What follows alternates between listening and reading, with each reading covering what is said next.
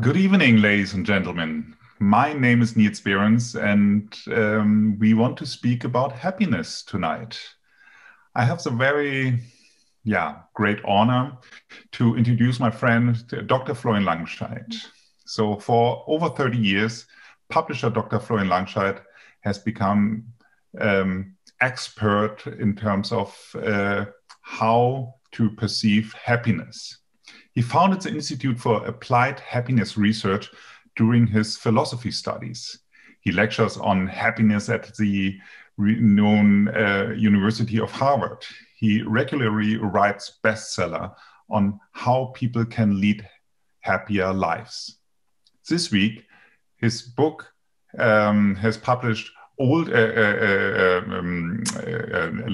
last year, his book has been published, Old Enough to Be Happy in Germany. And what's all about it, he will tell us today. Personally, I can say that I have been lucky enough to know Florian for almost 20 years, and he has become a real friend over the years. And I had the honor to listen to his lectures many times. And still, I have the feeling that I'm a little bit happier after I've listened to him. I hope you will feel the same. One more note, you can ask us questions on the chats, which we will happy to answer at the end. But now, welcome, Dr. Florian Langsheidt. Florian, it's your turn. Good evening, ladies and gentlemen. I would love to say it's so wonderful to see you, but unfortunately I don't see you, which is really sad. I would love to see your smile and I would love to see your reaction to my talk during the next minutes, but I will give my best to do this just talking into this MacBook as well. I just heard a little speech of the COO of Zoom, and she said that in February of last year, 10 million people were getting together via Zoom per day, each day. And now it's 300 million per day. So we are right in the major global trend. And I think it's wonderful that the Arts Club with Lanserhof are doing these digital events to sort of make us survive the time without meeting in person. I have had the honor to talk at Lanserhof at Tegernsee in Germany again and again about happiness. And this made me happy myself because it gave me the opportunity to spend a few days in this magnificent institution. It is like a monastery in the best sense of the word, with all the luxury, incredible guests, incredible team, and really gives you the comfort of a 13-star residence with all the health advice and all the wonderful things that can clear your mind and make you think in new terms again and go around the table and see new perspectives on life. And that's why it always inspired me to write new books and give new speeches after being there. And of course, when I heard the first time that Lanserhof has this partnership with the Arts Club in London, that made me very happy because two unique institutions with a long tradition get together and join forces. That's always a wonderful thing that happens. I found out when I did some research on the Arts Club that it was founded more or less in the same time when Langenscheidt Publishers was founded. Langenscheidt Publishers always was about crossing borders via communication. And that seems to be one of the mottos, one of the thoughts, one of the mantras that's so important in these days. I think particularly the German-British friendship is more important than ever. And so it's wonderful to stand here in the middle of Berlin and to talk to all of you, most of you probably being in or around London. As Niels pointed out, apart from being a publisher and apart from doing many other things professionally, there was one theme that always kept my mind busy, that I've always been thinking about, and that is the question of happiness. Why, for certain people, it's so simple to find happiness. They don't need a speech like this. They don't need to read a book that I wrote. They just are happy. And there are quite a few people who achieve to do that. But there are millions and millions and millions of people. I can tell you from all the letters that I got during all these years, publishing about happiness, writing about happiness, teaching to it, interacting with people, watching people around. There are many, many, many people who would love to have happiness coming by from time to time at least, and it simply doesn't. And they're all thinking about why does this happen to them? And nobody can enforce it. I don't believe in how-to books that give you advice how to be happy. That doesn't work.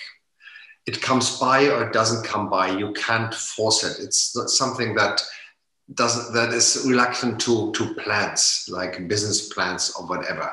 It's a lot about emotions. There's a lot of magic to it, but you can increase the probability a lot when it comes by or not. And when I studied philosophy, that was my first study, I really read everything that has ever been published about happiness. You won't believe it, but I did. From Plato to Epicure, from Jeremy Bentham to John Stuart Mill, from Bloch to Marcuse, whatever, who wrote about happiness. And at that time, when I was 20 or 22 years old, I really felt so frustrated by these essays, by these thoughts, because they lacked all the emotion, all the magic of these moments when you suddenly feel one with yourself, with your activities, with the people around you, with the whole cosmos around us. This feeling of being one leads to the fact that you don't ask about the meaning anymore. You simply are there. You want this to stay.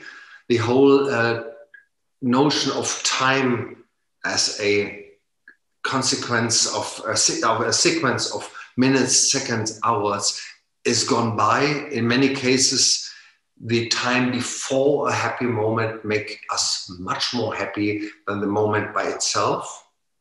Wonderful example are honeymoons or Christmas or whatever, when for weeks and months we're looking forward to that. And then when it's there, it's rather fragile, like happiness is always fragile.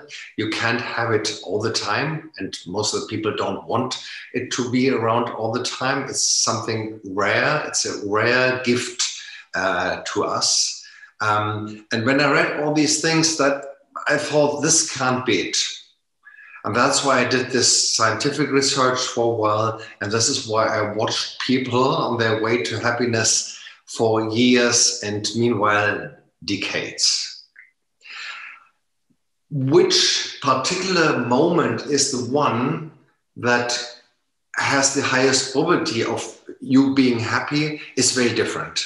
For some people, it's going to Wembley and to shout for your club and to be with tens of thousands of others. And for some other people, it's being by yourself and meditating or doing yoga. For some people, it's working for a better world, and some other people it's getting another million or another billion by having great economic success. The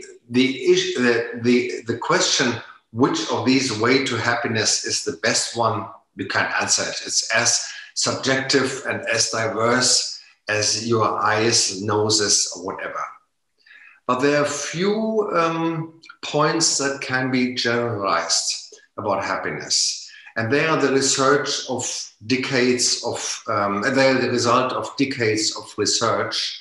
And today I want to present to you 10 paths to happiness. And in order to show how valuable they are, how beautiful they are, I brought 10 flowers with me to show you the magic of these 10 paths to happiness. Number 1, happiness is a decision. We are in the driver's seat. we can decide if we walk throughout life in gray, rain and the fog and bad weather, or if we walk throughout life in the sunshine. It's a matter of attitude, optimism versus pessimism. It's a matter of to go around the table and see situations from a different angle. Very, very important in happiness, because in each situation that we encounter in life, you can always see that as something boring that you have seen tons of time. It goes on your nerves, it puts stress on you. Or you can walk around the table, see the same situation again, and suddenly notice, wow, I can learn something from that. I can contribute. I can pass something on from my wisdom, my experience to others. And suddenly the same situation in the objective way is a situation that really makes you happy. I think when I studied philosophy and you talk a lot about how reality is formed in our heads, I thought that probably 80% of reality, as I see that, comes from the outside and maybe 20 from inside. Meanwhile, I would say it's just the other way around. The impulses that we get from reality are there, they're important, but far more important is what we make from them, how we interpret them, how we interact with them, and what we shape from them. They are the material. And so it's more or less like in restaurants when kids, well, you wait for your food, they get these the papers and they are just black lines and they just color them. I think life is like that. It gives you sketches, but it's us who make that lively, who make that magic and unique. So happiness is a decision. The second one, I should pick a small flower, maybe these. The small moments are the big ones. We tend to attach happiness to the big successes in business, in politics, in media. If our kids get into the best colleges or universities or whatever else, big steps, important steps, no doubt. But when you really look at it, happiness is much more attached to rather small moments, intimate moments, wonderful moments with your kids, with your old parents, with the person that you love, in nature, in sports, at the movies when they're open again, in these moments. And these small moments that might not be very glamorous, it might be even sitting in the subway somewhere and suddenly liking the people around you so much, and the day before you just hated them because it was so tense. It's just us again who decide which moments might be the happy ones. But when you don't see them, it's far more important to attain happiness than otherwise. I have 5 kids, and that makes me very proud and grateful. And one of my daughters, recently, when I said goodnight to her, she said, Dad, I envy you. And I said, why? You have such a wonderful life. And she said, I envy you because you have yourself all day long. I only have you a few hours per day. What a wonderful moment. It made me happy the whole evening and probably the whole night. And moments like that, they are the big ones. Number 3. We are surrounded from, I need flower, some tulips. From birth on, we are influenced, we are surrounded by people around us who want the best for us. Our parents, later the teachers, uncles, the media, of course, around us, our family, many, many people who influence us. And they all want the best for you. And it's very, very easy to follow that seduction and do something in life that sounds good, that is recommended by all these people, but that is not good for yourself. And I've seen that in thousands of cases, that people did not have the courage to change just little things in their life that made their lives more their life. And that doesn't mean that this is a happy life only. Each life is full of shadow and dark moments and wonderful moments of light and hope. So you always have both. But when you walk throughout the life, which is your life, you're far better in dealing with the challenges and enjoying the wonderful moments. And very often these are little changes. They need a little courage to change your professional life, to maybe find a new partner, to change the place where you live or whatever. But when you have the courage to do that, and when it's your own life, you will see it has a major, major impact on the probability of happiness. And there's this wonderful book by Bronnie Ware, a palliative nurse, about what people who are close to dying, what they wish that they should have done otherwise in life than they did. And the wish to, I should have had a life that is more mine than others, that others recommend me, is always amongst the first five. So very, very important. When you talk about happiness and when you read about happiness, you always find this notion that happiness is now. We don't know if we're still alive tomorrow. The past is gone, so live now. It's true. It's very, very true. Here and now, in the moments, this is the moment to be happy. But what makes us different from animals is that our mind is so much bigger, and we are made, our identity is made by the past. It's made by all the things that we have experienced, and they form us. We just remember them. We have dreams. We just deal with them. We can tell people around them. We write novels. We do movies about them. So the past is very important. We can't and should never suppress it. That is one side. And the other side, the future. I think what makes us different from animals is that we have big plans. We have visions. We want to change something in the world. And that requires planning and preparation and all that. And so the happiest people are the ones who don't neglect the moments, the happy moments in the here and now, but they know where they come from and they want to form the way where we go to. And they stand between both sides, and this is what makes them strong and happy.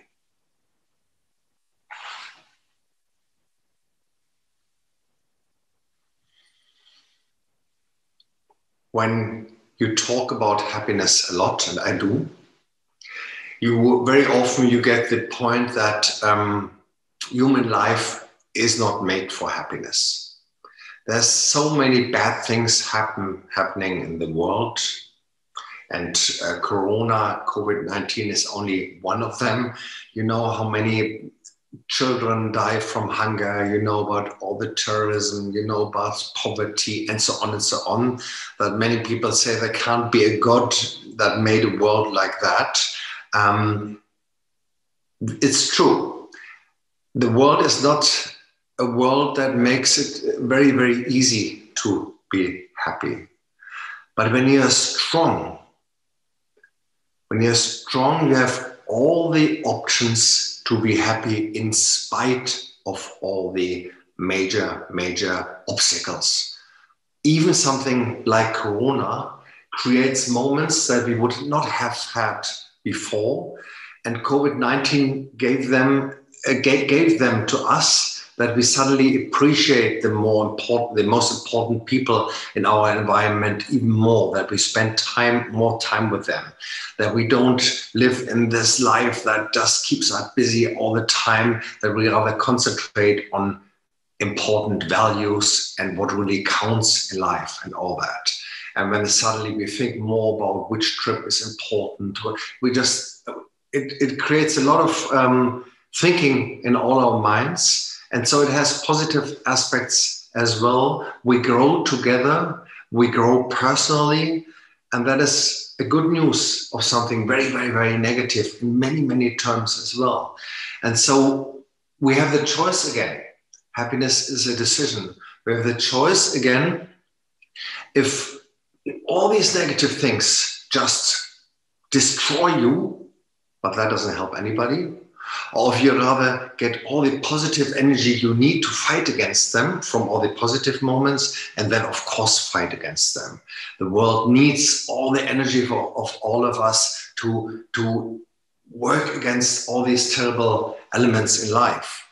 But we have the chance to be happy in spite of many, many negative influences.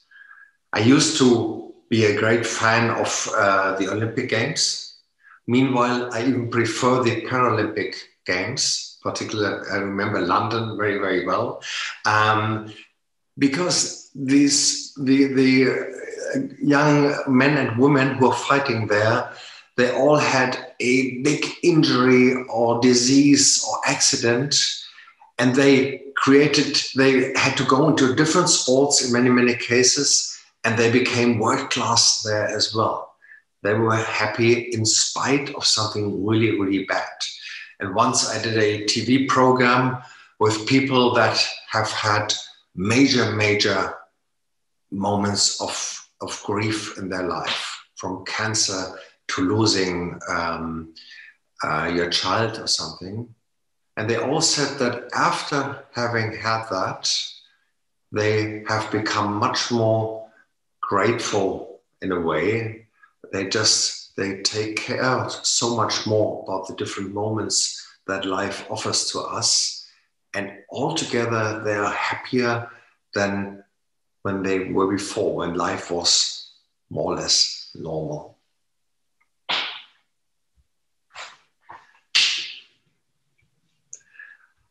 I would need at least 2 or 3 hours to talk about friendship, love, and family, how important they are for happiness. And this probably explains why Hollywood and our book industry and all the media, they live from all the stories that love and friendship and family give us.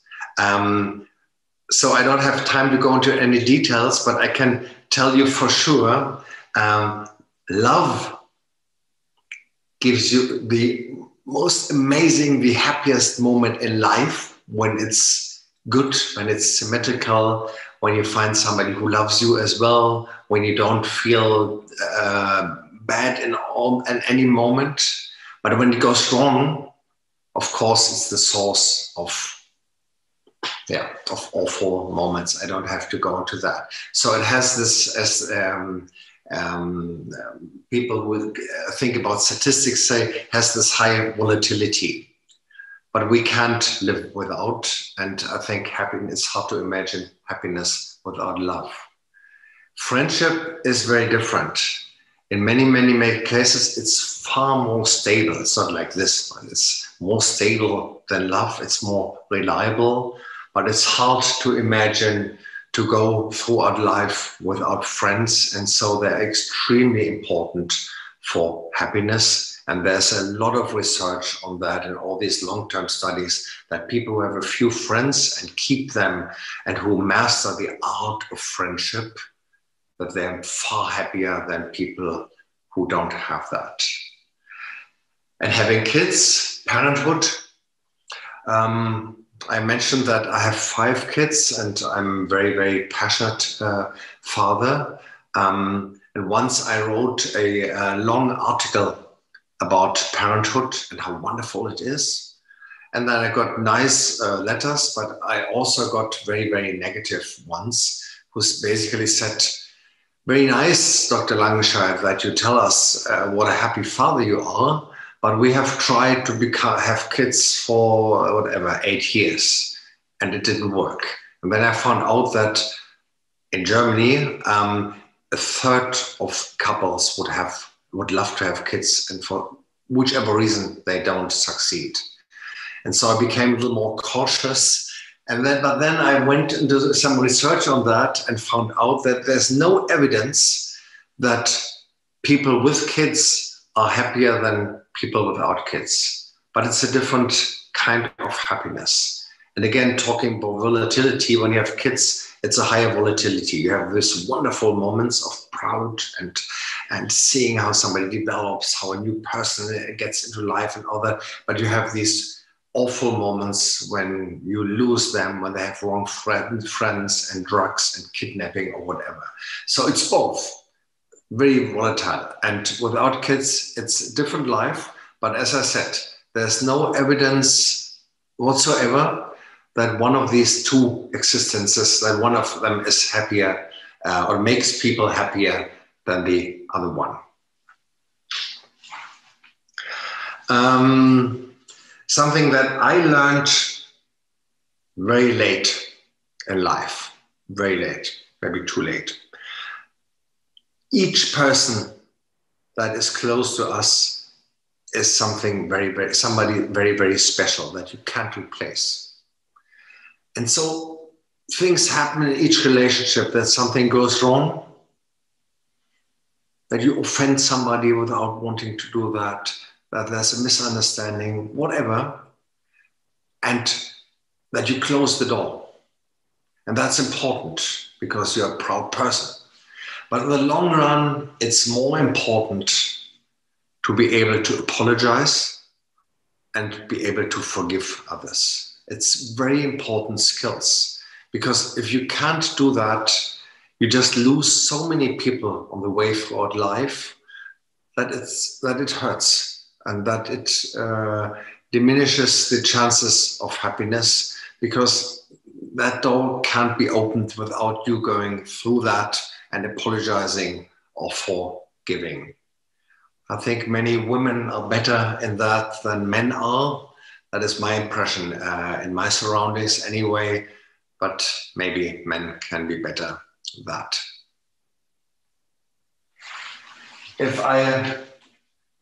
If I had only one characteristic of people that I could analyze and say if they are gifted to be happy or not, what would it be? It's very simple. It would be the ability to show gratitude. People who take everything for granted, I bet that they're unhappier than people who just each day a few times think, what a wonderful partner I have, what a wonderful profession, how happy, how grateful can I be that I'm healthy, that I can do sports, that I can be a member in a wonderful club like the arts club, whatever. There's so many reasons to be grateful for. And people who just take everything for granted, for them, it's much, much, much more difficult to be happy than for people who just from time to time want to shout thank you towards the sky for all the gifts that they have received. And the contrary, one of the mechanisms that kills happiness a lot is envy, that you always think, it's not so bad, my life, but the life of others is so much better. And there are many, many people who spend their life thinking that. The life of the others is not better. I just promise you, it's simply different. And you have to live your life. You have to find out who you are and live that and accommodate in a perfect way in that life. And don't think about what others do. It's destructive and doesn't help you at all.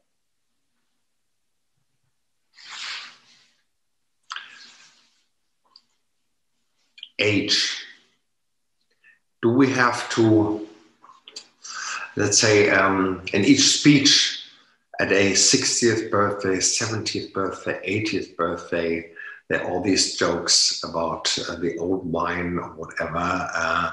And they basically, in an ironic way, they just say, okay, you're still pretty good in shape, but it's not going to take long anymore.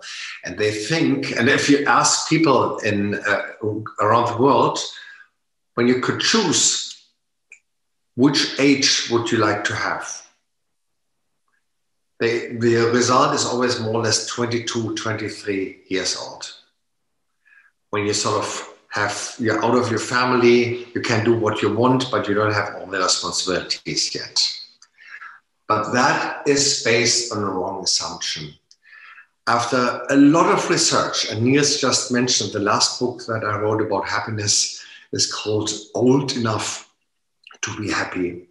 I'm sure, after all the research that I have done and others have done, that in each age, if you're 16 or 36 or 66 years old, there's very, very specific happiness. And you have to live that 100%, because 20 years later, you can't anymore. But at the same time, in that age, there are specific fears and things that you worry about and all that. And you need all the energy to fight that because you live the wonderful moments. But there is not a curve that goes down sort of by each 10 years that you have lived. There's maybe, it is a structure like that in the middle of life, it's still you're a little less happy because you have so much responsibility for your kids, professional terms or whatever, and it goes up again when you get older. So somehow there is no reason whatsoever to be worried about getting older. I was worried about getting older, and I do, like all of us do, but I don't know who is listening, how old you are, but each of us is getting older step by step without even knowing it. And that's why I wrote this book, because I just wanted to get rid of my cliches and have a more positive mindset towards aging, and that worked well. Meanwhile, I know that I can influence that a lot by all the things that I do with my heads, with my body and all that. I know that a positive attitude towards aging gives you 5 more years of life, and very, very good one. I know that old age should be differentiated, that sort of between 60 and 80. 85% of the people live a perfect life without any major health issues. And so there are many, many positive aspects to it. And I think old age is much, much, much better than its reputation. And meanwhile, I start to look forward to it. And the 10th aspect of happiness, it seems to be paradoxical, but you do most for your happiness, for your own happiness, when you care about the happiness of others most.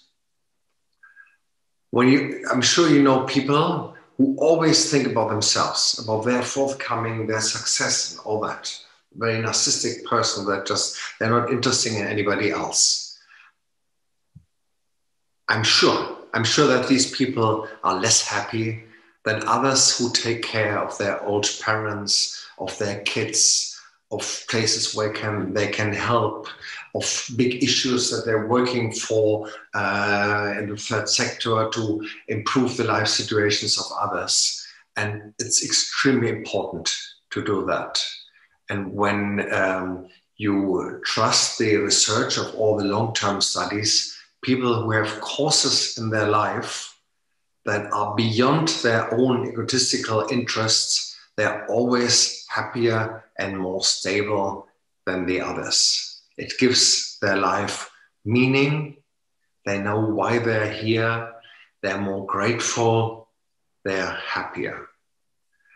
Each of us has different issues. I have the one of helping kids who are very, very weak, who live in difficult situations. And with many, many others, wonderful persons, I founded an organization called Children for a Better World that helps kids in the whole world to get stronger. And I tell you that was 26 years ago. And meanwhile, this organization has become big and has got many, many awards. And we know that we helped hundreds of thousands of kids to have a better life. And that made me so much prouder, so much happier in a way than all the economic successes or whatever that I might have in lives. It's incredible. So I think this assumption is true, that we do most for our own happiness when we take care of the happiness of others most. Thank you a lot for following these thoughts. It's too bad that we can't meet now, and that you can't give me your comments, your thoughts on that directly. But it was a pleasure to talk with you. And I just wish you not happiness all the time. That would be too much. And most of the people don't want it. It's like kissing a very attractive person on a beach in sunset. It's wonderful, but we don't want to do that all the time. We don't want to eat chocolate all the time. Happiness is something that comes around again and again. And I just wish you many occasions like that when happiness comes around and sits on your shoulder. Have a great evening. And now I turn over to Niels. Yeah, you just turn over to me to ask the questions, which we have already. So first of all, thank you very much, Florian. Like I said, I'm always love to listen to you, and I just can say one of my learnings from your book, unfortunately at the moment just available in German, was these 3 points. In German, it's always with an L, and it is in laughing, learning, and yeah, you can't translate it literally, let's say it movement. So it's not 3 L's, and unfortunately in English. But this is for me really the formula for happiness. And maybe you can say something about it, because at the end it's your formula of happiness. Yeah, I think that could have been number 11 today. Humor, of course, is important, but as a German, I can't talk to British people about humor because you're so superior to that. The British humor is just the best, and I adore it. And humor helps a lot in being happy, no doubt. And the verb that you were just trying to translate and finding another word with L is is laufen, so just running, keeping in movement all the time. And that is something that keeps your joints, everything, of course, happy, but as well as a mindset is important to be able to hug any change and not be afraid of that. And that is linked to the third L, learning, that we always should stay curious and try to learn, try to ask questions about our positions. That keeps us young and happy as well. And this trio is very important. And that was one of the results of this latest book. Yeah. Yeah, excellent, excellent. So let's come to, this was my point to add, but let's go to the questions. So we have at the moment already some questions. One is, how do you suggest dealing with triggers that are hard to avoid affecting happiness during the lockdown? Again, could you say it again? Yes, of course. How do you suggest dealing with triggers that are hard to avoid affecting happiness during the lockdown? So as far as I understood, he means that when you some triggers which you can't avoid because of the lockdown, so how you can still be happy? I think we all would love to get rid of this virus, no doubt. But we simply can't. We have to accept that this is one of these things that we can change on the very, very short term. We are all waiting for the vaccinations, and we are all waiting this to end. But then this comes down to number one, happiness is a decision. We can get desperate about that, about all the consequences in economical terms, that we have to be with our kids all the time and work at the same time, that we have to stay in maybe small apartments and can't move around anymore, that we can't travel, or that we can complain every day, 16 hours per day. Or we can say, this is life, and we still have a life that is so much better than that of millions and millions in the world that even don't have a house, they don't have Netflix, they don't have the internet, they don't have all the options that we have, and rather say, okay, let's take this as a challenge and take the opportunity to rethink our assumptions about life and try to make the best of it for our partnership, for our parenthood, for everything. I know, and I could tell you so many aspects of moments when I got desperate about COVID and its consequences, but it doesn't help anybody. So rather helping others, and there's so wonderful examples when people were assisting, particularly senior citizens, to survive that, helping others again, and trying to find little islands, new islands that we haven't seen before that we can enjoy. When I watch all the families around me here in Germany, it seems that they, again, like movement, sports has become very, very important, and you can do sports even in the smallest apartment, playing games, all sorts of board games, whatever, that kids love to do and that we usually don't have time. Cooking together is something that works as well without doubt. And then, of course, Netflix and other streaming companies are spending so much more time seeing movies. These are only 4 little ways to deal with that, but there are tons of others, and it's up to us. And of course, it's a challenge. It challenges all of us to deal with that situation. And let's meet again in maybe 1 year and talk about it in the past. And it's just one example from Netflix. So Netflix brought us to play games at home because we all loved the Queen's Gambit, and now we are starting to play chess in our family again. So you see that sometimes even Netflix can bring you to spend more quality time in terms of playing chess together or playing games together in general. Coming to the next questions, do you have? It's from Ethan. Do you think we have to forgive in order to find our own peace? Yes, meanwhile I do. It doesn't work all the time, and I think there are situations when you simply can't forgive.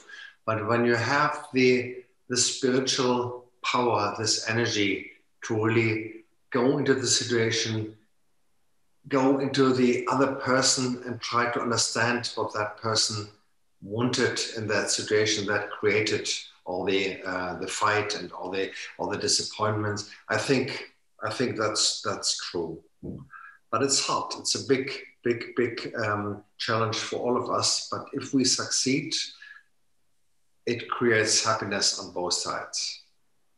All right. So the next question is fascinating. Thanks. I would like to know about money. What do you think is a perfect amount of money or salary or earnings to make someone happy? Yeah, I think could talk forever about that. There are many studies that show, like post-war studies, when you don't have the money you need to cook spaghetti for your kids, then each euro, whichever currency, is very, very important, of course, for each of us. Very, very important. But when you reach a certain level that most of us have reached, and I guess all members of the Arts Club, all clients of Lanserhof have reached, and that is pretty low, that level in Europe, for instance, or in the United States. When you have reached that, the correlation between happiness and money that you have sort of gets lost. We all know very, very wealthy people who really are afraid all the time of kidnapping and getting treated badly and all the sort of security issues and all that, and others who use their fortune to support others, to build up wonderful collections, to do charities, to be generous. They are probably happier than others. And the same is true about the people who are poorer, and all of us have come back from cities in the south of our wonderful world, where you watch 10-year-old boys playing soccer, not even with a true soccer ball, but rather with a few towels being knot together. And they appear to be, and they probably are, happier than some of our kids who have all the computers and iPads and games around and sit lonely in their rooms. So somehow there's no more relationship. And when you analyze people who win 10 million in a lottery, happiness goes up for a moment, then it goes down below the level that somebody usually has. And then after a few months, you are back where you were before. So it doesn't influence a lot. And I think we all know that the most important things in life, love, friendship, all sorts of moments in nature or whatever, you can't buy them. So they're not, their value is not a commercial value either. So it's a very complex relationship between money and happiness, but one shouldn't overestimate this relationship.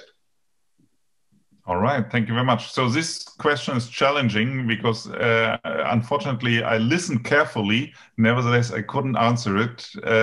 What was happiness number 7? Number 7 was the ability to apologize others and to apologize and to forgive others. That was number 7. Excellent. Would the professor agree that happiness is a feeling, sensation that we want because it makes us feel good due to our body release endorphins into the body, and therefore happiness ensures life longevity? So do you think with happiness you live longer? I never touch on this issue too much because I'm not an expert in biochemical reactions. But from all that I have read about that, this is true. It is obviously true. That doesn't sort of put question marks to the 10 points because they influence a lot what happens inside. But the assumption made here is true. I couldn't agree more. So probably this is the most personal question, Florian. So be aware. What has been the happiest moment in your life so far? What a kind question. I think probably it's a very boring question because I don't know anybody who would not say that, who has had the wonderful gift to have kids. I think that the moments of birth of my kids, they all were very, very different, very, very different, but each of them were such moments. But apart from that, it's not the moments when I received a great honor or something. It's not the moments when I found out that we doubled sales in our media group or whatever. It's more these small moments when I'm sort of running at the lakeside and just see how beautiful the world is. And I watch some people, a couple maybe, who is just so wonderful, kissing each other and being so much in love with each other.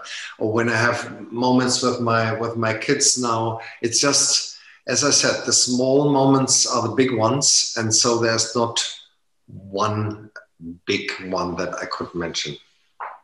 I couldn't agree more. I would say if someone would ask me this question, I would say it always linked with my daughter. It might be the birth of my daughter. It might be the happiest moment of my daughter, or probably, I don't know, we were together on holiday and then we were having a bath under a waterfall, and my daughter just shouted, "This is the best day in my life." And for me, it was also the best day in my life because my daughter perceived it as her best day in her life. And so I couldn't agree more. We have the happiness of others. And actually, something that is very, very happy moments as well is each still. I have written, I think, 18 books meanwhile, but still each book, when you get the first copy from the publishing house and you hold it in your hands and you have worked 2 years on that, and you see that it's good, that it's beautiful, that it's well done, that typography, design, all that is good, that it feels good. These are moments of very, very special happiness as well. So next question is, does the feeling of happiness literally change how our body reacts, heartbeat slows, etc.? Certainly, many, many ways. And it changes your immunity as well, how sensitive you are to virus or something. It changes a lot, yes. And I think everybody notices that. But the kind of change that you're perceiving is very subjective again. I think some people get very, very quiet. They take back everything in these moments of happiness. And some others, they want to invite everybody and drink champagne and party and all that. The way we react to these physical changes is very, very different. I would say the next question probably you answered, and if I remember correctly, your path number 10. How about happiness to make others happy? Yeah, that is one of the keys. One of the keys. It takes some time. It's like when you are 8 years old and it's your birthday, just you want to gifts. Each gift is important that you get. But the older you get, the more you notice that it makes you much happier to give something to somebody else. And you see the reaction and see how happy you made this person. And that is so much more happiness than when you get your 103rd tie or whatever by somebody. And so, yes, it's absolutely true. And it's a matter of wisdom and life experience to feel that. And it keeps the world together. That's why we are not alone in the cold space, but we rather have all the people around us, this network of friends and family around us, and probably saved our species regarding survival. Yeah, I also couldn't agree more, because last Christmas Eve, I was sitting next to the Christmas tree and I was responsible to give presents to everyone. And so we do it step by step and giving everyone one present, and he unwrapped it, and then we proceed with the next one. And I'm always trying to give away all the presents for the others, because I prefer to give instead of receiving gifts. So it's much more fun. Next question. What is happiness truly? Is it just a release of endorphins for the particular moment, or could it be for a few hours, or is it just a mindset daily? Great question. As I said, I don't want to talk about endorphins and all that. That's what's happening, but I'm rather about the psychological issues and the actual issues in happiness. And but in Germany we have this word Zufriedenheit, that you just, everything is okay. It's hard to translate that into English. Is it content? That you're content with somebody, satisfied? It's hard to say. But anyway, this is another way of happiness. That does not mean you are in this euphoric state of mind, but rather say, you can be grateful that everybody is healthy, can't complain, this way of it. And that, of course, is something that is more stable. The moments of happiness, they can be seconds, or they can be hours as well. But as I pointed out before, happiness is not something that you can keep all the time. You can't sort of engrave a smiley face on your face all the time. That's not, nobody wants that. It just, we're not made for that. It's rather like cloudy sky, and then suddenly the sun comes out for a moment and you enjoy it, and then it's gone again. And then there will be another moment. It's not a continuous state of mind. And there are all these wonderful novels in science fiction where you can have pills that make you happy all the time. But I don't know anybody who would take that pill. All right. The next question, I would say it's challenging. Let's see. You said previously about forgiveness.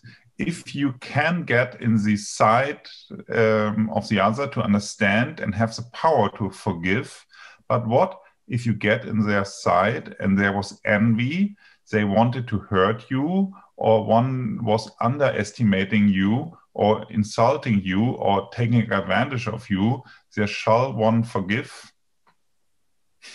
Yeah, I think we are not Jesus Christ. We are not able to sort of say, why don't you hit me here as well? In my life, I have there's not many, obviously, but I have situations that made it for me impossible to forgive. And I just know this, and this is part of my identity, and I can't change that anymore. I think that's part of life. But this is very, very rare, extreme situations. I guess many people have that. But that doesn't mean that there are many, many other cases where it's really a misunderstanding, where it's somebody meant something positive, something else. I think it's good to assume that human beings want something good. And so if something really goes wrong, one should at least try to understand if maybe it was meant in a different way and be able to forgive. But there are situations when you don't want to do this. So we had this discussion already, Florian. I told you about a very specific case in my situation, and you said, yeah, but at the end you have to ask yourself if this is really necessary or important for you that you want to forgive them. Because at the end, if you're not suffering, that you're not forgiving them, it's okay. Because at the end, when the situation is like it is, and you can live your life as happy as it is without this person, and even if you forgive them, you wouldn't say that it would add anything positive to your life, then it's okay.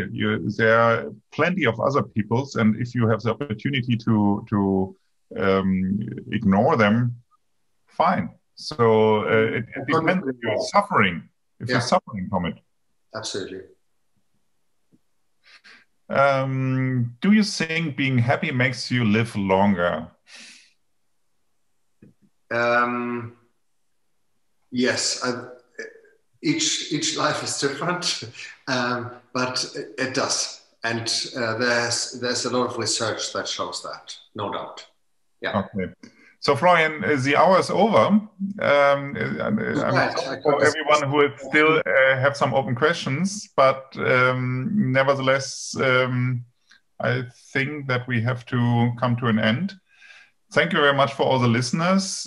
Thank you very much, Florian, for all the insights.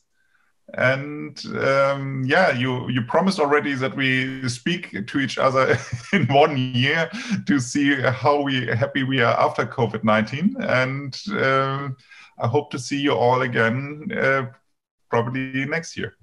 I would love to come to London. And the only thing that makes me unhappy in this moment, as all of us can't have a good glass of wine together now and continue to talk and meet each other. Good luck to you in all respects of life.